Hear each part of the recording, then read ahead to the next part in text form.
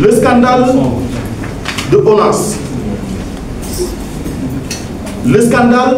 des 450 milliards de rebonds. Le Sénégalais vous réclame également des éclairages par rapport au scandale des marchés de l'AIBD octroyés à un rappeur devenu PCA. Les Sénégalais vous réclament également des éclairages par rapport au scandale du TER qui n'arrive plus à satisfaire les usagers, dont la majeure partie sont en danger de mort à cause des conditions difficiles de transport. Aujourd'hui, des filles ont failli courir la mort. Des filles ont échappé à une mort par étouffement. Les Sénégalais vous attendent aussi sur la publication de la déclaration de patrimoine du Premier ministre Ousmane Sonko.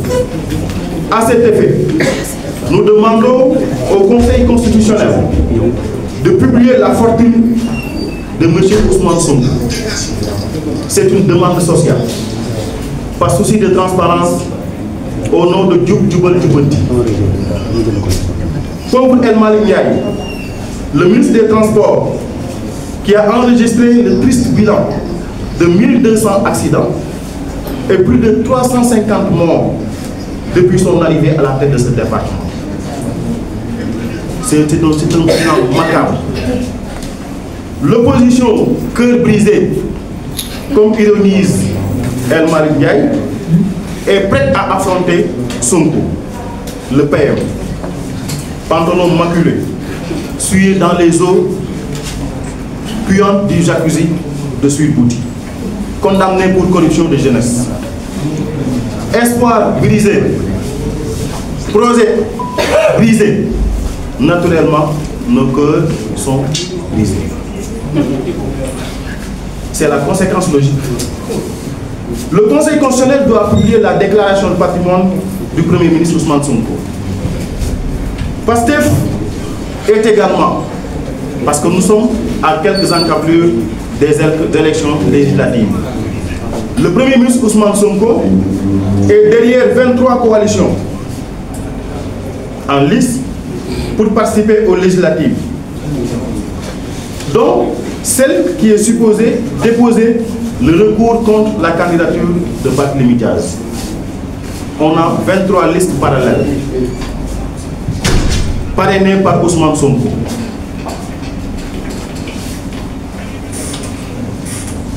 Sonko est derrière le recours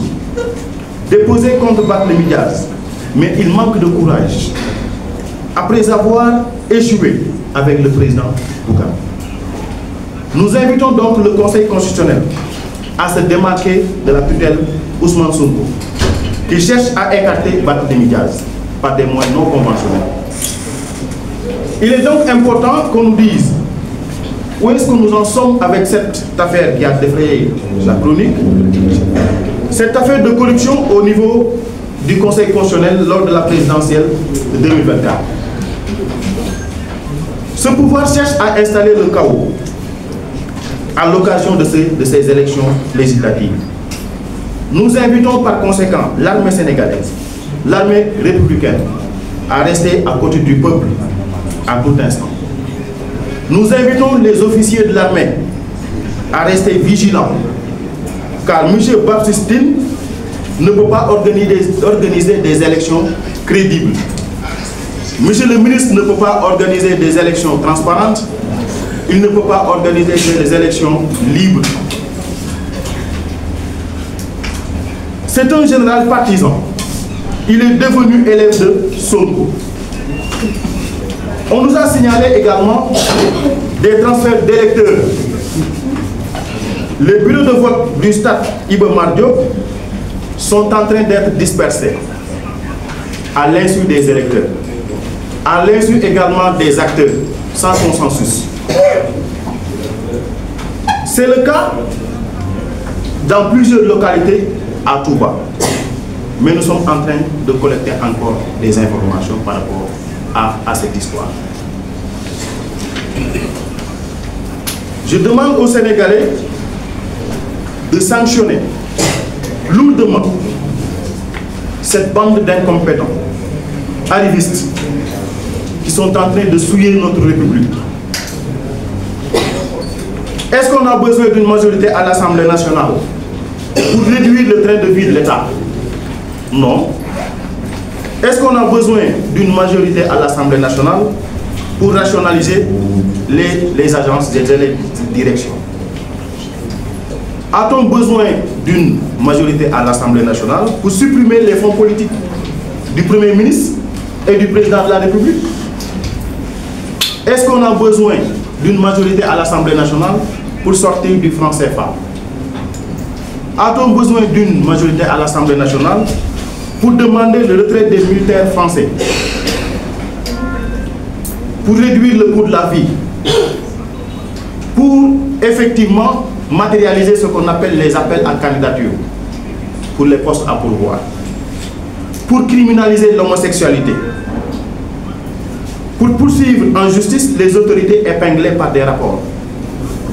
pour abroger la loi d'amnistie qui a permis à Diomaye d'être président de la République, pour supprimer le Haut Conseil du dialogue social. Monsieur le Premier ministre, tu as la latitude de jouer avec ta parole. Cela relève de ton choix politique. Mais sachez au moins une chose, que la crédibilité des institutions doit être préservée à tout prix. On ne fait pas de la communication politique avec nos finances publiques. Ni amnistie fii ñoo fi nekk tey ci pouvoir 86 morts yi ñi doon wax noonu ñi ngi fi tamit changer assemblée nationale moom mooy tey tëpp nañu page amnistie donc maanaam 86 morts sénégalais yi fàtte nañ leen jeex na dootul am règlement li fi waral tey législatif du doon priorité parce que la priorité comme ñoom ñu ko tënkee mooy faj tiisu sénégalais yi loolu la ñu waxoon tiisu sénégalais yi Moussa junñu na ko président Bougane Gueye Dany toujours ca lay saytu cherté de la vie électricité bi ñuy wax dund bu metti bi tey jii ñu ngi dugg ci école yi école yaa ngi ni fees dell ak ndox yu bari sont impraticables loolu waroon nekk priorité ñu tagal ñu système de diversion changer suñu mentalité dugal ñu ci système politique kañ lañ jógee élection il y a 6 mois lañ jógee élection présidentielle dugalaat sénégalais ci élection sénégalais ci kër goo dem kër goo dugg tey ci Sénégal di nga waay sonn nañ ci élection way Sénégal kañ lay gestu way Sénégal kañ lay bàyyi fas yéen liggéey te président Ousmane Sonko premier ministre Ousmane Sonko loolu la fi waxoon 2024 bu ñuy voté rek ñu teg réew mu ci raay waaye kay xam ne mënu ko looloo tax ñu commencé créer diversion te dañoo piège opposition bi ñu tegee ne dañuy dissoudre assemblée nationale xoolal fi ñu ko jaarale dañ ko jaarale ci xaaru ñu jéemoon junju HCCT jéem a junju au conseil économique social et environnemental te xamoon nañ ne du jàll parce que buñ demee assemblée nationale danañ ko teg xool ñu jaaree ci loolu muy alibi joo xam ne moom la ñuy yëkkati ne Sénégal ñu de mënatuñu liggéey bu ngeen ñu joxoon majorité duñu mën leen gis ngeen démb gi ñu ngi bëggoon tas HCCT ak conseil économique et social assemblée bii bañ na ko donc ñun projet bi ñu tegoon pour Sénégal yi duñ ko mën faram-fàccee parce que fu ñu tem rek pour voter suñuy projet gars yi tëbal ko diversion Moussa expliqué na leen yëpp ndax loolu majorité jar na du lim fi siré mën jaar du ma ci jaaraat parce que day guddal waxtaan bu ñu delloo rek ci nu mu tëddati ñoom si seen bopp bi ñu commencé FMI bi mu ñëwee les 6 mois yi nee nañ Sénégal le taux ils l'ont revu à 7,1 dañ ko yokkaat c'est normal port recette fiscale port 21 milliards la woon wàcc na tey ba 11 milliards li ko waral ñoom le conteneur yi ñëwatuñ sama xarit bi nekk Canada Omar Senghor mi doon yónnee conteneur oto yi nee na ma booy man de mënatuma yónni conteneur parce que instant yi pour conteneur affaire lépp a seer ñu tàq fa 700 personnes muy junj rek ci côté impôts yi dañoo wàcc impôts yi maanaam mooy yéen ñii travailleurs yi chaque fois bu ngeen liggéey employeur bi day dagg si seeni salaire di ko verser état du Sénégal loolu montant boobu wàcc na de 206 milliards à 112 milliards li ko waral kay c'est très simple tey boo taggee employé Eiffage nga tey génn ci 1300 employés pour nga génne ci 700 employés construction bi yéen ma gën a xam bi ñu arrêté construction te boo laalee construction yi famille yu bari ngay laal maçon bi di nga ko laal carreleur bi di nga ko laal kii defar ciment bi di nga ko laal kii defar plan yi di nga ko laal même ba ca maire bi toog noonu ci buntu chantier bi di jaay ay gerte wala que di jaay ay kondem kooku da nga koy laal parce que chantier taxaw te yow yaa fi wootoon xëyu ndaw ñi donc boo commencé tey di couper du naan juste parce que da nga bëgg a réorganiser les finances yaa ngi nax sa bopp kon waxoo Sénégal yi te loolu lu ko waral aussi mooy dañ ne woon dafa am projet septembre la ñu waxoon ne de projet bi dana pare ñu ngi lan le 9 la ba léegi dégguñu projet. 10 ans mi ngi noonu 10 ans de projet ba léegi gisaguñ ko te ñu ngi léegi ci octobre. loolu yëpp moo tax diversion boobu yoo tax moo tax ñu yóbbu nit ñi élection mais élection bi doon woon priorité bi mooy kii askan wi Sénégal xale yi gis ngeen fan yii passé weer yi passé ñu ngi doon wax mbënd gaal yi reprendre nañ fi accident yii Moussa junj ci le ministre du transport 1200 accidents en 6 mois loolu ëpp na topp ci koo xam ne da nga jógoon ne donc dañuy régler le problème de la circulation mais bettuñu parce que boo xoolee profil bi nga joxe profil bi ça veut tout dire ñu dellu rek ci loo xam ne moo gën a évident au niveau de la République du Sénégal aujourd'hui boo ñëwee tey ñii ñu jox pouvoir ñoo xam ne ñoo ñu waroon diriger sur les prochaines 5 années nee nañ Macky Sall lebkat ñoom ci seen bopp sur les prochaines 5 années nee nañ 18 000 milliards la ñuy leb pour le plan de redressement du Sénégal Macky Sall bi ñuy tooñ de nee nañ 15 milliards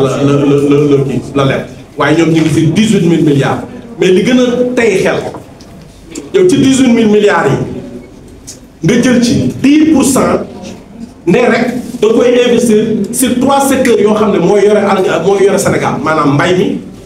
élevage bi ak pêche bi loo xam ne pratiquement 90% du Sénégal ci loolu la ñuy dundoo nga ñëw jël ci investir si rek 10%.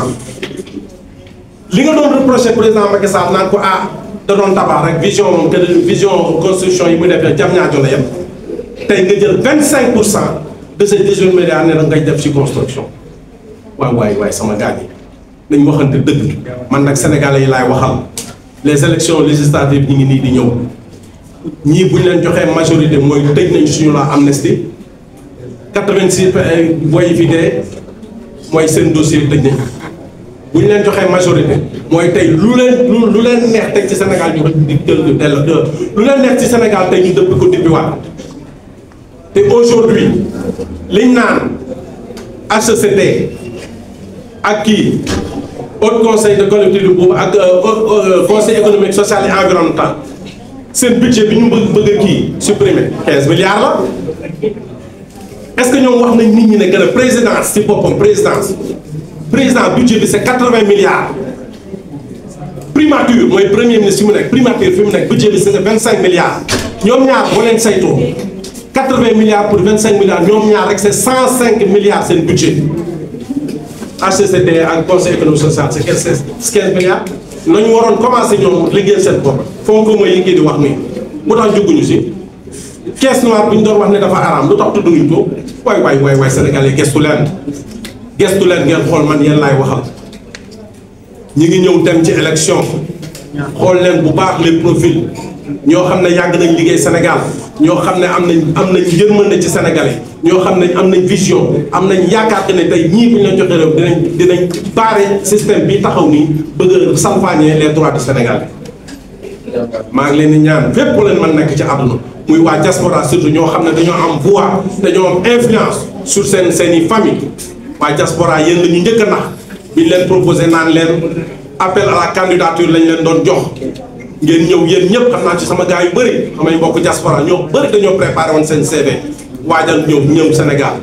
waaye mosuñu dégg appel à la candidature ñooñu sont les premiers déçus yéen nag yéen a war a fagaru oo seeni famille ne laan ñii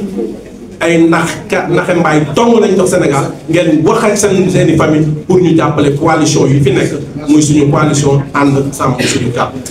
Notre mandataire national, M. Cheikh Youm, qui avait dit un jour, quand on est nul et incompétent, ce n'est pas pour un jour, mais c'est pour toujours. Et malheureusement, nous, au Sénégal, nous avons des stagiaires à la tête du pays. Le constat est clair. Tay ku ne xam ne dañ dem ci ay élections législatives anticipées. Anticipation bi nag opposition bi la bett mais bettul gouvernement. Parce que ñoom am nañu avis Conseil constitutionnel depuis très longtemps ñoo ko publier ko denc ak seen ay poche ba heure bu mu leen neexee ba pare ñu doon di ko publier. Aujourd'hui nous sommes à 41 listes et sur les 25 listes yooyu yëpp dañ leen parallèle pour disperser la voix de l'opposition parce que loolu xam nañu élection yu jëm amuñu ci benn chance xam nañu élection yu jëm nii c'est perdu à l'avance pour ñoom cause pour laquelle li ñu mën a def mooy ay manipulation